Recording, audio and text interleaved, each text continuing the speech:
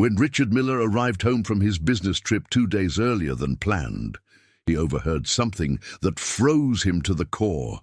The voice of his 7-year-old daughter Lily, pleading from the kitchen. "Brenda, please, just one piece of bread. Daddy doesn't have to know." And then he saw her hands. But to truly understand what happened that Tuesday morning at 11 a.m. at the Miller estate, you first have to know who Lily was. 7 years old, long, light brown hair, brown eyes that once sparkled but now seemed dull and lifeless, the only child of Richard Miller. And 2 years ago, when she was just 5, she lost her mother in a car accident. Her name was Sarah, 38 years old, an architect. She was driving home from a work meeting when a truck ran a red light. She died instantly. Lily was home with the babysitter. Richard was closing a $50 million deal. He received the call from the hospital at 9:47 p.m., and his life came to a screeching halt. The next 18 months were dark, so dark. Richard threw himself into work, 16 hours a day, sometimes even 18, because every time he closed his eyes, he saw Sarah smiling, and the pain was unbearable. Lily was left in the care of nannies, 3 different ones in a year and a half, because Richard couldn't even look at her. She looked too much like her mother. And then he met Brenda, St. Joseph's Hospital. Richard had gone for a routine checkup, an annual physical he had postponed for 7 months. Brenda Davis was the nurse who took his vitals, 32 years old, warm smile, green eyes. She asked him how he was doing, not medically, but really. And Richard, for the first time in 18 months, opened up about Sarah, about the emptiness, about Lily, about the guilt of not being the father he should be. Brenda listened for 40 minutes. After her shift ended, she told him she understood, that she, too, had lost someone. That grief was a part of loving deeply. Richard left that appointment feeling something he hadn't felt since Sarah died: hope. They saw each other again. Coffee, dinner, walks. Brenda was different. She didn't judge him for working so much. She didn't pressure him to talk about Sarah. She was just there, present, warm. And Richard, desperate for that comfort, clung to her like a drowning man clings to a piece of driftwood. 8 months later, they got married. Small ceremony, 20 guests. Lily was the flower girl. She wore a white dress that Brenda had chosen. She smiled in the photos. But if you looked closely, you could see that her eyes weren't smiling, only her mouth. If you've ever lost someone and sought comfort in the wrong person, leave a comment below. Because what happened next happens to more people than you think. The first 2 months after the wedding were normal.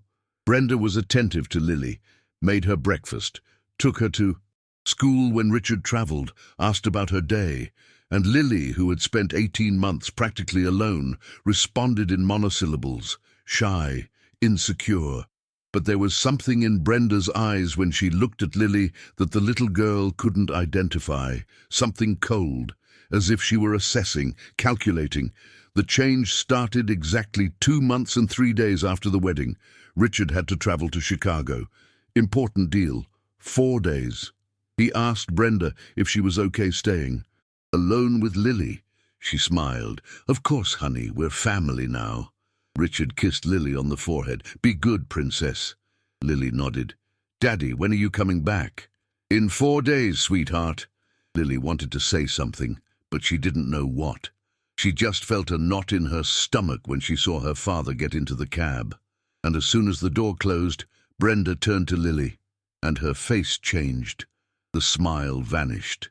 The green eyes turned hard, and she said something Lily would never forget. "Now that your father's gone, we're going to set some rules. You're not my daughter, I don't love you. But as long as you live in this house, you'll work. Do you understand?" Lily was 7 years old. She didn't understand what she had done wrong. She just knew that something terrible had just begun. Brenda banged on Lily's bedroom door. "Upstairs! You've got work to do!" Lily jolted awake. She never knew if that bang on the door would be just a bang, or if Brenda would storm in, furious. She scrambled out of bed and threw on the same clothes she wore the day before, because Brenda had told her, "A girl like you doesn't deserve new clothes every day." 6:15 a.m. Breakfast time, but not for Lily. Lily watched Brenda devour scrambled eggs, buttered toast, fresh orange juice, and her stomach rumbled. But she knew better than to ask, because the last time she asked, Brenda locked her in her room for 4 hours. 6:30 a.m. The daily chore list. Brenda wrote it out every morning, sometimes 12 tasks, sometimes 18, depending on her mood. And Lily, who could barely read all the words, struggled to understand. Bathrooms, kitchen, floors, windows, laundry, dishes, garage, yard. Her 7-year-old mind couldn't process how one person could do all of that. But Brenda would sneer, "If other girls can do it, so can you. Get moving." 7 a.m. Richard came downstairs, ready to head to the office. He kissed Brenda and glanced at Lily. "Good morning, Princess." Lily forced a smile. "Good morning, Dad." He didn't notice that Lily hadn't eaten breakfast. He didn't notice that her hands were already turning red.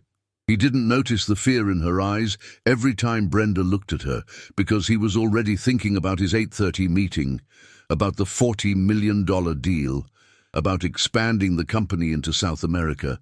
And then he was gone, the door closed, and Lily knew the next 12 hours would be hell. 7:15 a.m. Brenda dropped the pretense. Her smile vanished, and she pointed to the kitchen. "Start there, and I don't want to hear a peep out of you. If you cry, I'll double your chores." Lily started, small hands gripping sponges that were bigger than her palms, cleaning products that smelled so strong they made her head ache, washing Brenda's breakfast dishes, drying, putting them away, cleaning the stove, the refrigerator, the oven, the cabinets, the floor. Everything had to shine, because if Brenda found a speck, a drop, a crumb, she would scream, and Lily would have to start all over again. 9 a.m. 2 hours later, Lily finished the kitchen. Brenda inspected with hawk-like eyes, searching for mistakes. She always found something. "This is filthy. Do it again." And Lily, with tears she couldn't let fall, went back to cleaning. 10 a.m. Bathrooms. 3 of them. Brenda's, the guest bathroom, the master bathroom.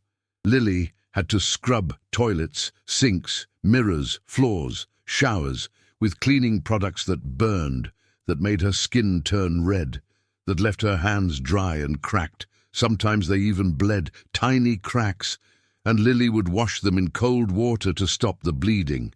And then she would keep working, because if she stopped, Brenda would punish her. 12 p.m., noon. Lily had been working for 6 hours. She was hungry, terribly hungry. She dared to ask, "Stepmother, can I please have something to eat?" Brenda glared at her, evaluating. Sometimes she said, "Finish the laundry first." Sometimes she said, "No, you're fasting today." It depended on her mood, and Lily never knew what to expect. So she stopped asking and learned to work on an empty stomach. 1 p.m. Laundry. Lily went up to the laundry room. She sorted the clothes, whites, colors, delicates, just like Brenda had taught her, through beatings, because the first time she mixed a red sock with the whites and one of Richard's shirts came out pink, Brenda slapped her and screamed, "You're useless! You can't do anything right!" Lily learned quickly. She sorted, she washed, she waited, she dried, she folded, she ironed. Richard's shirts had to be perfect, without a single wrinkle, because if they weren't, Brenda would blame her in front of Richard. "Look, honey, Lily tried to help, but she wrinkled your shirt." And Richard would say, "Don't worry about it, sweetie. It's just a shirt." But Brenda would punish Lily later for making her look bad. 3 p.m. Lily finished ironing. 9 hours of work, without a break, without food, without water, because she was afraid to ask. Brenda checked the clothes. She found a tiny wrinkle on one shirt. She smiled, that cruel smile, and said, "The whole stack, again." Lily wanted to cry, but she couldn't, because crying meant punishment. So she swallowed the tears and started ironing again. 15 shirts, one by one, 5 p.m., 11 hours. Lily was exhausted. Her arms ached, her back, her legs. She was only 7 years old, and she had worked harder than any adult. But there were still more chores to do. Vacuuming, sweeping, washing windows. Brenda had no pity. "Keep going. If you're not finished before your father gets home, you know what will happen." Lily knew. If she didn't finish, Brenda would tell Richard that Lily had been disobedient, that she needed discipline. And Richard, blindly trusting his wife, would agree, and Lily would lose privileges, like watching television, like playing. Not that she had time for those things anyway. 7 p.m., Richard came home. "Hello, family." He hugged Brenda. He glanced at Lily. "How was your day, princess?" Lily answered in a tired voice, "Fine, Dad." He didn't ask any more questions, because Brenda interrupted. "She's been very busy, honey. Studying, playing, being a little girl." Richard smiled, and he never questioned why Lily looked so tired and so pale, so quiet. 8 p.m., dinner.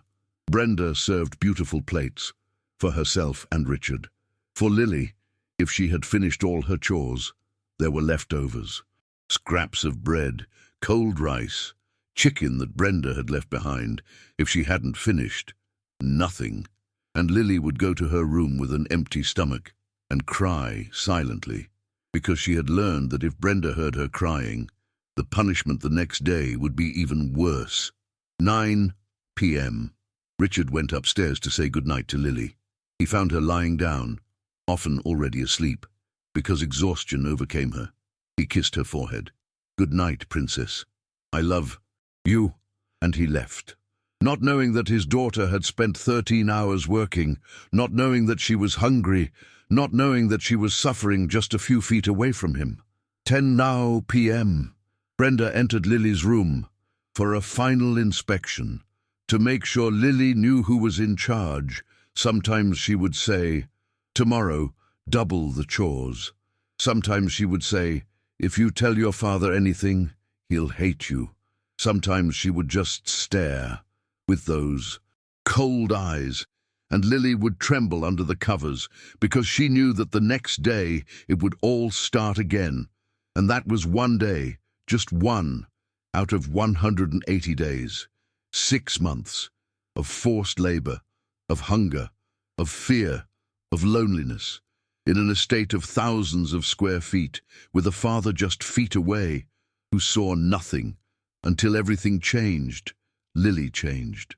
From a little girl who, although saddened by her mother's death, still smiled sometimes, she turned into a ghost, silent, scared, with dark circles under her eyes, thinner. Her hands, which used to be soft, began to develop calluses, small wounds that wouldn't heal because the next day she had to clean again.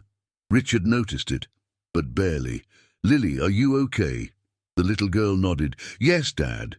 Brenda would jump in. "She's been fighting a bit of the flu. Nothing serious." Richard nodded. He was busy. $180 million deal. Expansion to 3 countries. Meetings all day. Constant travel. Lily was a minor concern, because Brenda told Richard that everything was fine, and he believed her, until the teacher called. Martha Jenkins, 48 years old, a second-grade teacher at the Montessori school where Lily studied. She had been teaching for 22 years, and in those 22 years, she had learned to read the signs, changes in children, and Lily had changed drastically. 6 months ago, engaged, curious, drawing flowers and rainbows.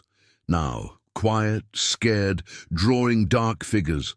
The drawing that caught Miss Jenkins' attention was this: a large woman, black dress, mouth open, screaming, and a little girl on the floor, cleaning, with tears. The teacher asked, "Lily, who is that?" Lily looked down. "My stepmother." "And what is she doing?" Lily hesitated, then whispered, "She's teaching me to help." But Miss Jenkins saw something more. She saw Lily's hands, calluses, on a 7-year-old.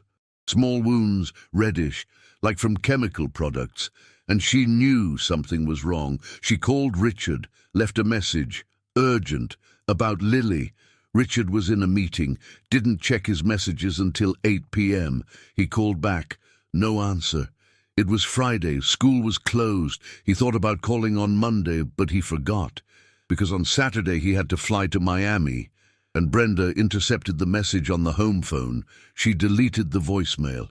And when Richard left for Miami, she confronted Lily. "They're watching you at school. If you say anything, it'll be worse, much worse. Understand?" Lily, with eyes full of tears, nodded, and the abuse escalated. Now, it wasn't just work. Now there were punishments. If she broke something, 2 hours kneeling on the cold tile floor. If she spoke when Brenda told her to be quiet, no food for 10 hours. If she cried, locked in her room without light. Lily learned not to cry. She learned to work in silence. She learned that resisting only made it hurt more, and in 6 months she lost 8 pounds, from 48 pounds to 40.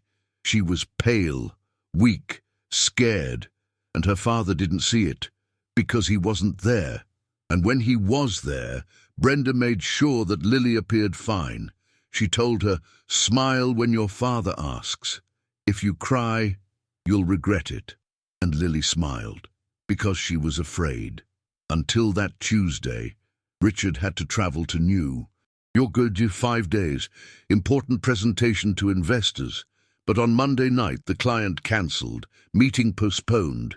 Richard decided to come home. Surprise.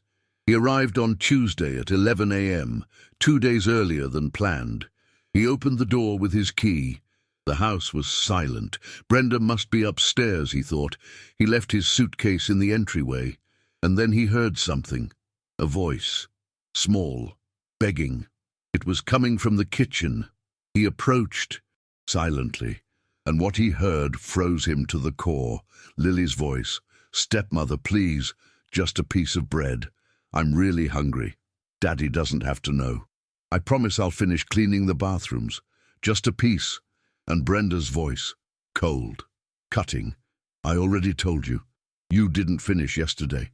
There's no breakfast today, and there won't be any lunch either. Work faster." Richard peeked into the kitchen, and he saw something that broke him. Lily, his 7-year-old daughter, standing in front of Brenda, pale, thin, wearing a dirty dress, and with her hands extended, begging. And on those hands, Richard saw marks, reddish, calluses, small wounds, hands that shouldn't belong to a 7-year-old, but to someone who worked cleaning all day. And Brenda, his wife, the woman who had sworn to love Lily as if she were her own, standing with her arms crossed, hard face, without a shred of compassion. Richard froze. For 3 seconds. That felt like 3 years. In those 3 seconds, his entire world crumbled. Everything he believed to be true was revealed as a lie. His happy marriage, the loving stepmother, the girl who was okay, all false. And his mind began to play images, like a movie in fast forward. Lily getting thinner, Lily with dark circles under her eyes, Lily being quiet, Lily no longer running to hug him when he came home from work, Lily shrinking. When Brenda entered a room, Lily with hands that were red and cracked when he kissed her goodnight 3 days ago, and he didn't ask why. All the signs had been there, right in front of him, screaming at him, and he saw nothing, because he didn't want to see, because he was busy, because he blindly trusted Brenda, because it was easier to believe that everything was okay than to face the fact that his daughter was suffering. And in that 3rd second, Richard Miller, CEO of a $180 million company, a man who closed international deals with a single phone call, realized he had failed at the only thing that really mattered, being a father. His mind processed the impossible. Lily begging for food, in his house, in a Miller estate of 8,000 square feet, where there were 2 refrigerators full, pantry stocked for a month, fresh fruit on the counter, artisan bread that Brenda bought every morning, and his daughter was begging for a piece of bread, and Brenda denying her coldly, as if Lily were a nuisance, not a child, not her stepdaughter, not a human being who deserved to eat. And Lily's hands, God, the hands. Richard had seen them before, 3 days ago when he kissed her goodnight. They were red, cracked, and he had thought, she must have played outside a lot. But now, seeing them in the kitchen light, extended, begging, he saw the truth. Calluses. On a 7-year-old, on the palms, on the fingers, calluses that form after months of repetitive work. Small wounds, cracks in the dry skin, reddish spots like chemical burns. Those weren't the hands of a girl who played. They were the hands of someone who cleaned, with chemical products, for hours, for days, for months. And it all fell into place, like pieces of a puzzle that finally revealed the complete picture. And the picture was horror. 4 months ago, Lily came down to breakfast with dark circles under her eyes. Brenda said she didn't sleep well. Richard didn't investigate. 3 months ago, Lily lost weight. Brenda said she's in a picky eating phase. Richard didn't push it. 2 months ago, the teacher called. Brenda intercepted. Richard never knew. 1 month ago, Lily completely stopped smiling. Brenda said, "It's her age, early pre-adolescence." Richard believed it. 3 weeks ago, Lily flinched when Brenda yelled about a broken glass. Richard thought, Brenda has a strong personality, but she's a good person. 1 week ago, Lily barely touched her food at dinner. Brenda said she ate a lot in the afternoon. Richard didn't check. 3 days ago, he saw Lily's red hands, and he didn't ask, because he was tired, because he had an important presentation the next day, because he trusted Brenda. And now he saw the truth. And the truth was that he had failed, that while he was building a business empire, his daughter was a slave in her own home, that while he trusted his wife was torturing his daughter, while he was jet-setting around the globe, closing deals. Lily was weeping, all alone, hungry, scared, working like an adult, while still just a kid. And Richard knew. He knew he had failed her. He knew that while he was closing deals, his little girl was suffering. He knew the woman he had trusted was a monster, and the rage exploded. "What in God's name is going on here?" Richard's voice boomed through the kitchen like a clap of thunder. Brenda spun around. Her face shifted from cruelty to shock in less than a second. "Richard, you shouldn't have." He didn't let her finish. He walked toward Lily. He knelt down in front of her, and with trembling hands, he took his daughter's small hands in his, and he saw calluses on her fingers, on her palms, red, cracked, small wounds that looked like chemical burns, the hands of a little girl who had been cleaning for hours, for days, for months. "Lily, what happened to your hands?" Lily glanced at Brenda, fearfully. Brenda was staring at her, threateningly, but Richard was between them now, and Lily, for the first time in 6 months, felt like maybe, just maybe, she could tell the truth. I clean, Daddy. Brenda shows me how. She says I have to. Help around the house. Something broke inside Richard. Cleaning? You, a 7-year-old girl. He turned to Brenda, and his voice was pure ice. "Explain this. Now." Brenda tried to smile. "Richard, honey, you're misunderstanding. I only asked her to tidy up her room and—" "Lies!" Richard stood up, his imposing height towering over her, his voice trembling with contained rage. "Lily told me she's cleaning, and these hands don't lie. This isn't from tidying a room. This is from working, cleaning, for hours." Brenda changed tactics. She turned serious. "Richard, someone has to teach her responsibility. She's so spoiled. She thinks everything should be handed to her. I'm just teaching her a lesson." "Teaching her a lesson?" Richard laughed, but there was no humor, so only disbelief. "She's 7 years old, Brenda. 7. And you're denying her food? I heard her begging you for a piece of bread." Brenda crossed her arms. "You're exaggerating. If she doesn't finish her chores, there are consequences. That's how you raise a kid. And what chores are you giving a 7-year-old? Silence. Brenda didn't answer, and Richard knew. He knew there was more. Much more. "Lily," he said, turning back to his daughter, "what chores does Brenda give you?" Lily trembled. She looked at Brenda. Brenda shook her head, almost imperceptibly. But Richard saw it, and he physically placed himself between them. "Lily, look at me, not at her. At me, what chores?" And Lily, in a voice that was barely a whisper, began to speak, cleaning bathrooms, 3 of them, washing clothes, sweeping, 2 floors, cleaning windows, washing the kitchen, ironing, folding towels, cleaning mirrors, vacuuming, washing dishes, taking out the garbage, cleaning her room, washing the patio, cleaning the garage, washing the car. With each chore mentioned, Richard's face hardened more and more. And when Lily finished, he had tears in his eyes, of rage, of guilt, of horror. "All that by yourself?" Lily nodded. "How long have you been doing this?" Lily looked down. "Since you left for Chicago, 6 months ago." Richard felt like the floor was disappearing beneath his feet. 6 months.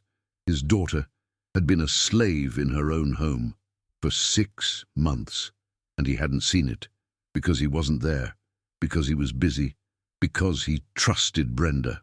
He turned to his wife, and what she saw in his eyes made her step back. Pure rage, cold, lethal. "Get out of this house, now!" Brenda tried one last card. "Richard, honey, please, we can talk about this. It was a misunderstanding." "A misunderstanding?" Richard shouted, and Lily flinched. He lowered his voice, but it was more terrifying. Cold, controlled. "You tortured my daughter for 6 months. You forced her to work like a slave. You denied her food, and you lied to my face. That's not a misunderstanding. That's abuse." And then he did something he had never done. He took out his cell phone, and he dialed. "What are you doing?" Brenda asked, panic in her voice. "I'm calling the police." Brenda turned pale. "No, Richard, please. We can resolve this between ourselves. Don't involve the police. They're already involved. Because what you did is a crime. Child labor, maltreatment, neglect, and I'm going to make sure you pay for every single second of suffering that you caused Lily." The call connected. Richard spoke, his voice clear, calm. "I need to report child abuse at my residence. My wife has been mistreating my 7-year-old daughter for 6 months. Forced labor, food deprivation." Brenda tried to grab the phone. Richard pushed her away. He continued speaking. "I need you to come now, and I need you to bring social services. I want them to document everything." He hung up. He looked at Brenda. "You have 5 minutes to go upstairs and pack a suitcase. Then you get out of this house, and you don't come back. Ever. You can't do this to me. I'm your wife. You were my wife. The marriage ended the second you laid a hand on Lily. Now get out of my sight before I forget that I'm a civilized man." Brenda saw something in his eyes that terrified her, and she ran upstairs.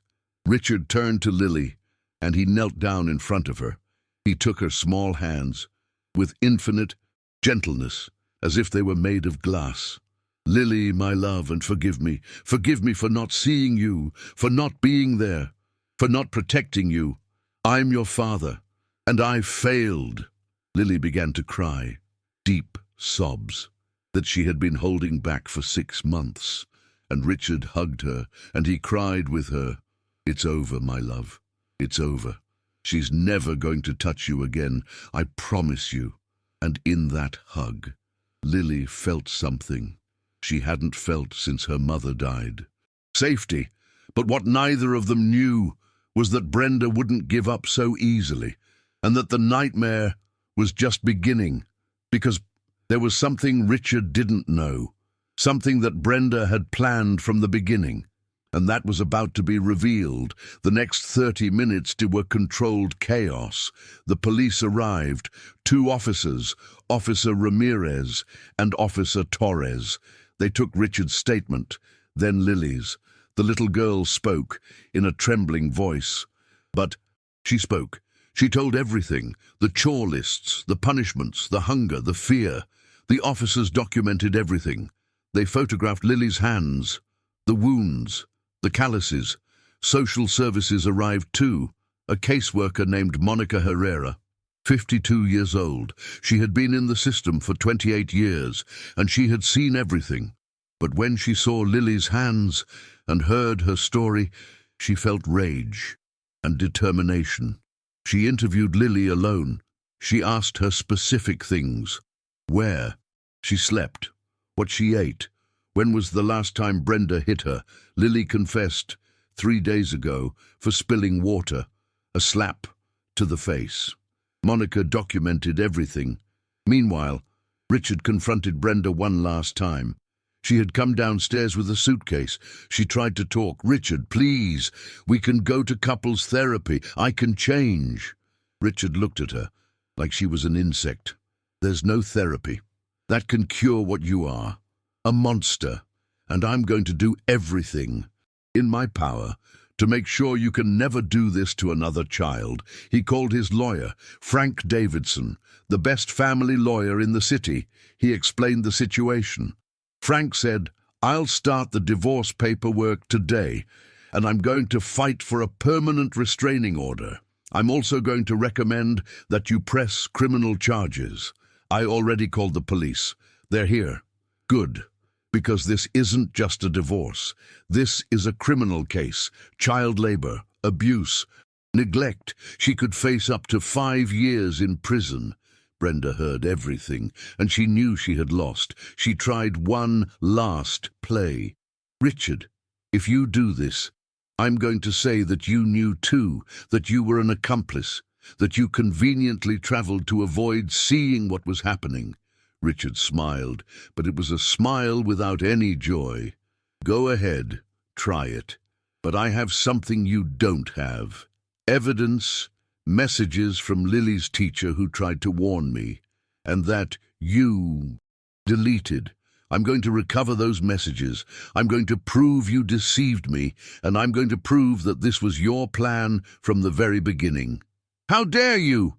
"Because it's the truth!" Richard exploded. "I investigated you, Brenda, in the last 30 minutes, while the police were taking statements.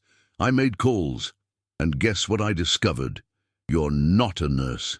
You were fired from the hospital 2 years ago for stealing medication. You lied about everything. Your story of loss, your career, everything." Brenda fell silent.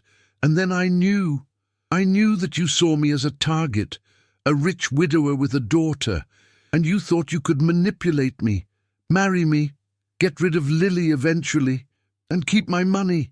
Brenda tried to deny it, but her eyes gave her away, and Richard knew he was right. "Get out of my house now, and pray that criminal charges are the only thing you face, because if anything else happens to Lily because of you, I will hunt you to the end of the earth." Brenda walked out with her suitcase without looking back, and Richard closed the door and exhaled, as if he had been holding his breath for 6 months. But then he remembered. Lily. He ran upstairs. He found her in her room with Sarah. The social worker was showing her something, a doll, and she was asking her, "Where did she hurt you?" Richard felt like he was going to vomit, but he controlled himself, because Lily needed him strong now, not broken. Sarah saw him. She motioned for him to come outside. They spoke in the hallway. "Mr. Miller, I'm going to be direct. Lily has suffered physical, emotional, and labor abuse. She's malnourished, traumatized, and she's going to need therapy, a lot of therapy. Whatever she needs. Money is not a problem. Just tell me what to do. First, a doctor. Today. Full examination. Document everything. After that, a nutritionist. She has to recover those 2 pounds she lost in a healthy way. And therapy, specialized child trauma therapy, minimum 2 times a week. Richard nodded to everything. And Lily will stay with me, right? They're not going to take her away? Sarah evaluated him. That's why I came, to determine if the home is safe. And honestly, Mr. Miller, the real question is, where were you during these 6 months? Richard felt the blow. Working, traveling, blind. But that's no excuse. I failed. You did fail, Sarah confirmed, but you seem genuinely remorseful and you seem willing to change. So I'm going to recommend that Lily stay with you, but with supervision. I'm going to visit you weekly for 6 months. And if I see any sign of negligence, Lily is out of this house. Understood? Understood. And Mr. Miller, one more thing. Stop traveling. Stop working 14 hours a day. Lily needs you present, not rich. Present. Richard nodded. I've already mentally resigned from half of my responsibilities. I'm going to promote my vice president, and I'm going to work from home. 6 hours maximum. The rest of the time is for Lily. Sarah smiled for the first time. Good, because Lily is a sweet girl who deserves a childhood, not slavery. And at that moment, Richard made a vow that he would keep every day for the rest of his life. Lily will never suffer again. She will never feel like she's not a priority. And I will never fail as a father again. But first, he had to make sure that Brenda paid completely, and he had a plan for that. How many times have you seen signs that a child is suffering and ignored them? Comment if this story makes you reflect, because what happened next proves that adults have the power to save or destroy a child. That afternoon, Richard took Lily to the hospital. Dr. Thompson, a pediatrician with 35 years of experience. He examined Lily from head to toe, and what he found outraged him. Severe malnutrition.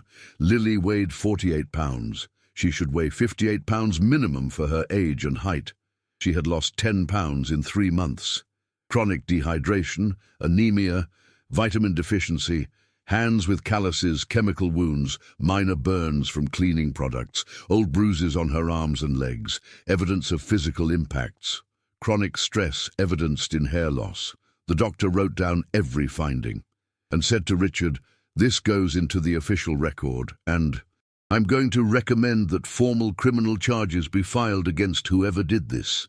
My wife, ex-wife, I already did."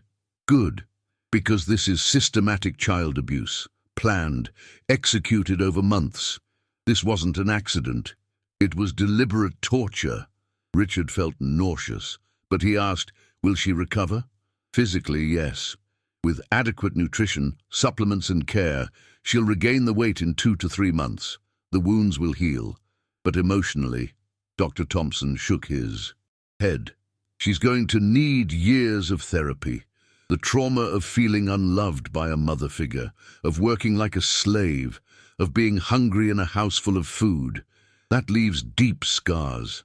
We'll do the therapy, whatever it takes. And Mr. Miller, the doctor looked him straight in the eye. You too. Therapy. Because you're going to carry guilt.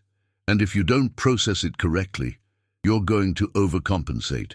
And that's not healthy for Lily either. She needs a balanced father, not one destroyed by guilt. Richard nodded. He was right. And he scheduled an appointment with a therapist for himself that same week. Meanwhile, things were moving legally.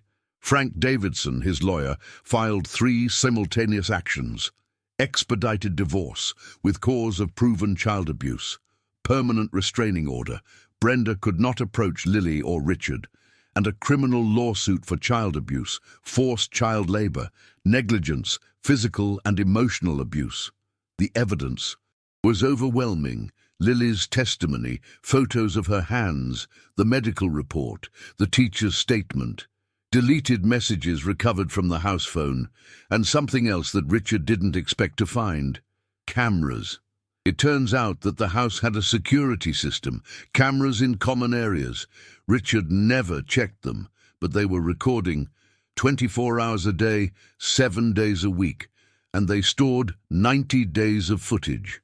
Frank requested access, and they found gold, or rather, devastating evidence.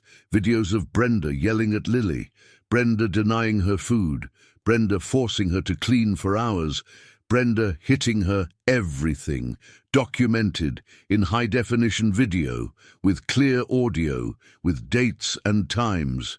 Richard selected 47 clips, the clearest ones, the most incriminating, and presented them as evidence.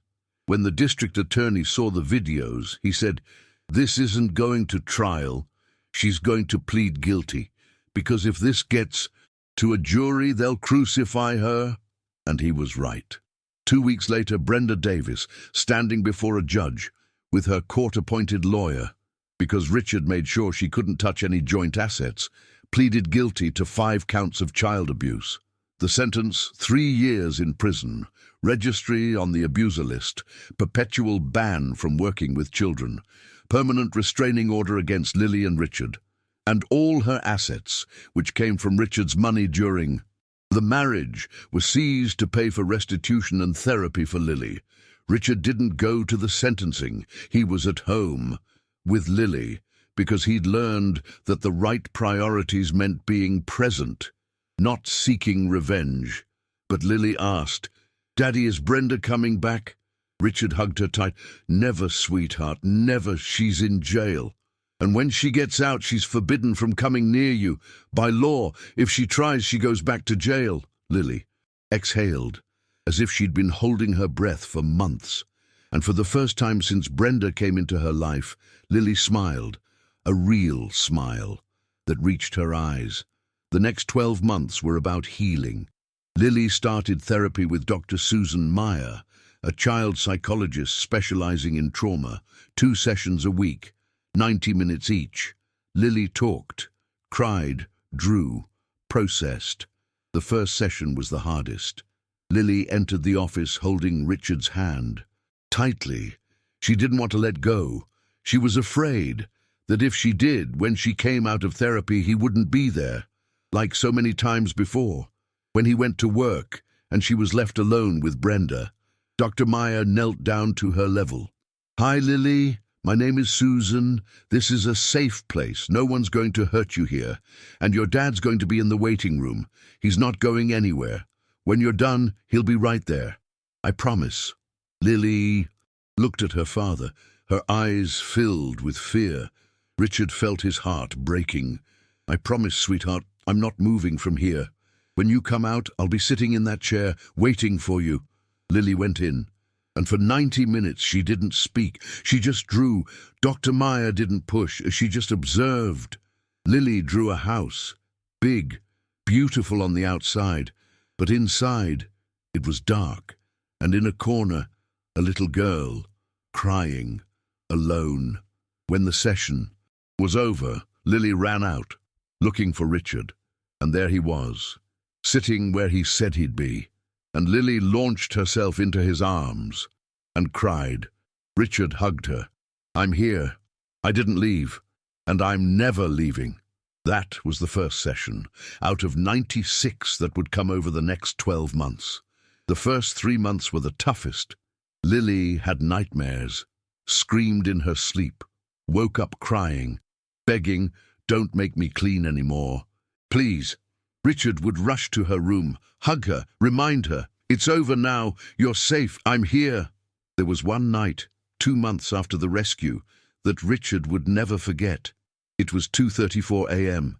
He heard a scream. He ran to Lily's room.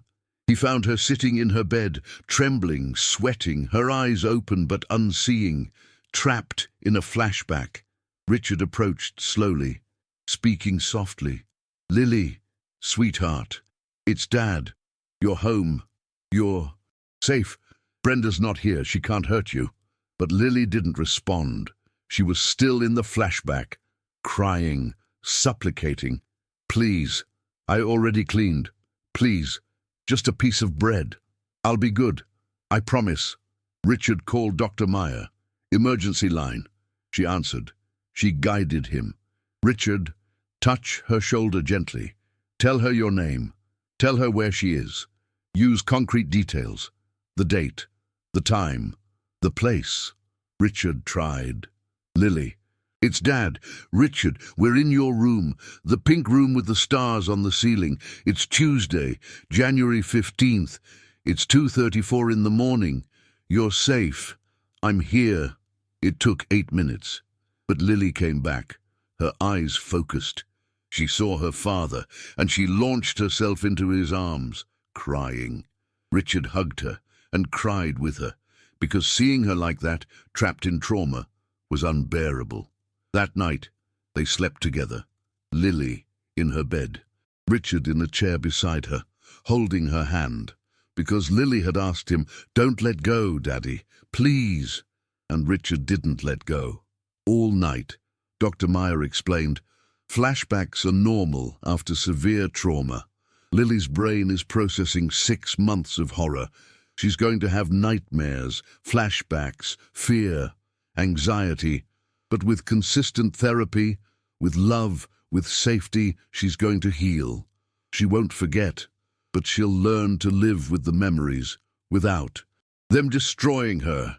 And little by little the nightmares diminished, from 5 times a week to 3, then to 1, then to 1 every 2 weeks, until they stopped. But there were other symptoms. Lily was afraid to eat, because for 6 months, eating depended on whether she had finished her chores. So now, even when Richard put food in front of her, she'd ask, "Do I deserve it? Did I finish my chores?" And Richard, with tears in his eyes, would answer, "There. No chores, sweetheart. You're a child. Your only job is to be happy, and you deserve to eat always, without conditions." It took 4 months for Lily to stop asking. She was also afraid of bothering him. If Richard frowned because of work, Lily would turn pale. "Daddy, did I do something wrong? Are you mad at me?" And Richard had to explain to her, "No, sweetheart, never. I'm thinking about work, not you. And if I'm ever upset with you, I'm going to say it clearly. But you're never going to guess, and you're never going to walk on eggshells in your own house." It took 6 months for Lily to believe that. Physically, the recovery was faster. With proper nutrition, Lily gained 9 pounds in 2.5 months. She went back to 48 pounds, then 49, then 50. Her cheeks regained colour. Her hair stopped falling out. The wounds on her hands healed. The calluses disappeared. And she had a little girl's hands again. Richard changed too. The transformation wasn't instant. It was painful. It required him to face truths he had avoided for years, to accept that he had failed, to ask for forgiveness, to do the work of changing. It started with a radical decision. He resigned as CEO of Miller Group. His partners thought he was crazy. "Richard, you're at the top. You just closed the biggest deal in the company's history. Why now?" Richard looked at them and said something he'd never said in 20 years of his career. "Because my daughter is more important than any deal, and I almost lost her for forgetting that. I'm not going to make the same mistake twice." He promoted his vice president, Charles Chuck Mendoza, to CEO, remaining as a consultant a maximum of 6 hours a day. From home, no travel, no after-hours meetings, no weekend work. And the difference in his salary, which was considerable, he donated to an organization that rescues children from domestic abuse, because Richard had learned that money means nothing if you use it as an excuse not to be present. The rest of the time was for Lily. Absolutely for Lily. He took her to school every day, 7:30 a.m. sharp. He helped her pack her backpack. They ate breakfast together, pancakes, fruit, juice, and Lily ate without fear, without asking if she deserved it. She just ate, and Richard watched her and was grateful for every bite his daughter took without that fear. In the car, on the way to school, they talked. At first, Lily didn't say much. She only responded with monosyllables. Yeah. Nope. Okay. But Richard didn't push. He just created space, so that when Lily was ready, she knew she could talk. And little by little, Lily started to open up. Dad, we have a math test today. Dad, my friend Sophia invited me to her birthday party. Dad, the teacher said my drawing was the best in the class. Richard listened, really listened, not with his cell phone in his hand, not thinking about work.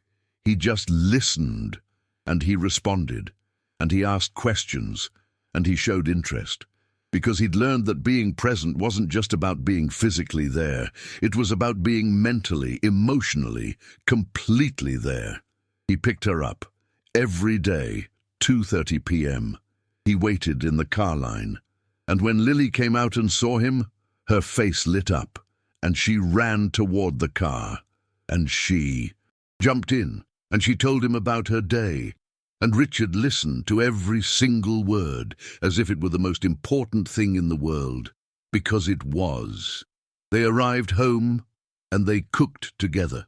Richard had learned how to cook during these months, because before they always ate out or Brenda cooked, but now it was their ritual, father and daughter in the kitchen making spaghetti, tacos, chicken, salads, and while they cooked, they talked. Lily told him things she had never shared before, about how she felt when Mom died, about how she was afraid that he would die too and leave her alone, about how when Brenda arrived, at first she had hope that she would have a mom again, and how that hope was shattered, piece by piece, every time Brenda hurt her. And Richard listened, with tears in his eyes, and he thanked her. Thank you for telling me, sweetheart. I know it's hard, but I want to know, I want to understand, so I never fail you. Again, they did homework together, Lily at the dining room table, Richard by her side, not doing the work for her, but helping her understand, explaining it, encouraging her. And when Lily got frustrated, which happened often because 6 months of trauma had affected her concentration, Richard didn't get angry. He simply said, "It's okay, take a break, let's go for a walk, play a game, and we'll come back to it." They played, something Richard had forgotten how to do. Dolls, board, games, video games, hide and seek, simple things that didn't cost anything, but that meant everything. They watched movies, cuddled on the couch, with popcorn. Lily chose, always, because Richard had learned that giving Lily the power of choice, after 6 months without choices, was part of her healing. He read stories to her before bed. Richard sat on Lily's bed, and he read. Silly voices for the characters. Lily laughed, that laugh that had disappeared for 6 months. And that was now coming back, little by little. And after reading, they prayed, not because Richard was particularly religious, but because Lily had asked. "I want to give thanks, Dad. Give thanks that you're here, that Brenda is gone, that I'm safe." And Richard, with a broken heart and healing at the same time, prayed with her. And slowly, Richard stopped being the busy ghost and became the father that Lily needed, the father he should have always been, present, attentive, loving, protective.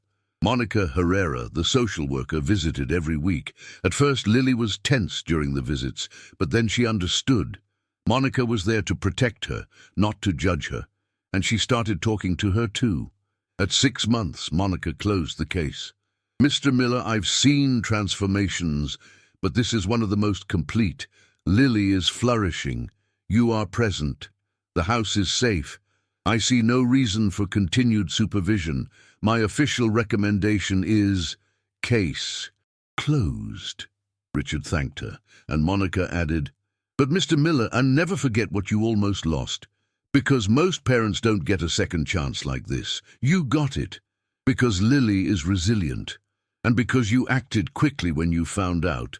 But if you had waited 6 more months, I don't know if we'd be having this conversation." Richard nodded. "I won't forget. Ever." A year after the day Richard discovered what Brenda was doing to Lily, he organized something special. It was a Saturday. Lily was turning 8. Richard prepared a party. Small, just Lily's close friends, 6 girls from her class.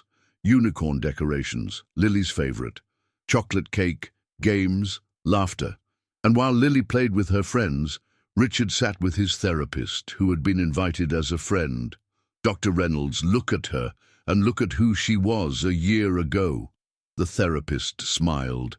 Remarkable transformation. But it wasn't luck, Richard. It was work. From Lily, from you, from everyone who surrounded her. Lily did the hard work of healing, and you did the hard work of changing.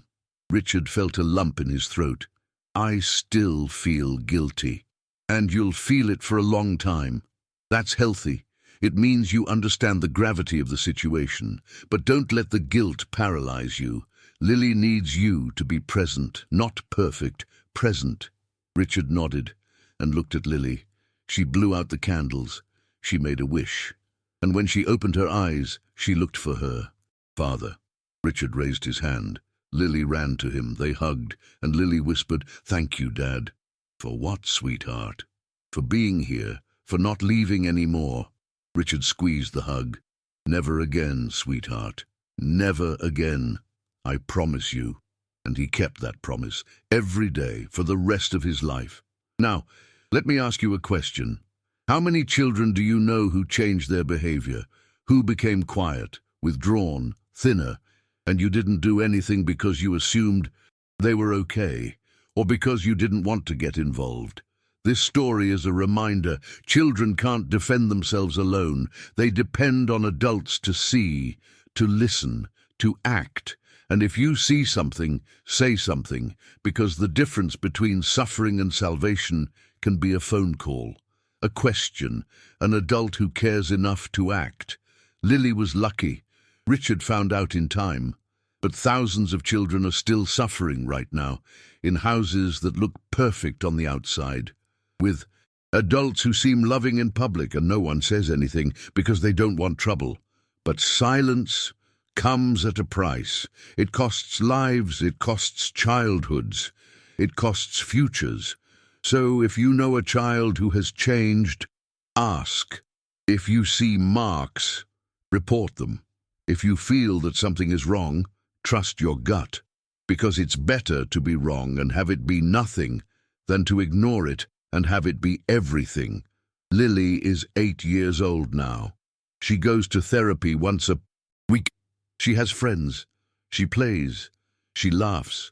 She draws flowers and rainbows again. She weighs 53 pounds. She eats without fear.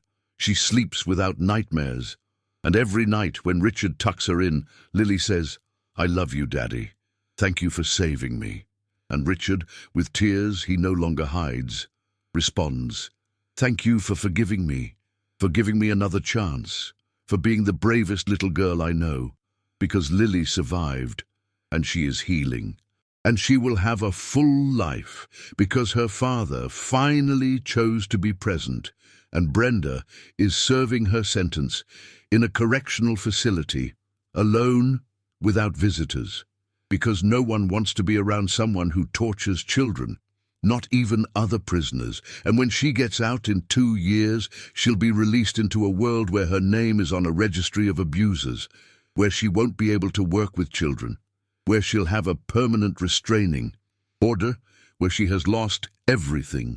And Lily will be in therapy, happy, safe, loved, with a father who learned the hardest lesson, but the most important, of his life.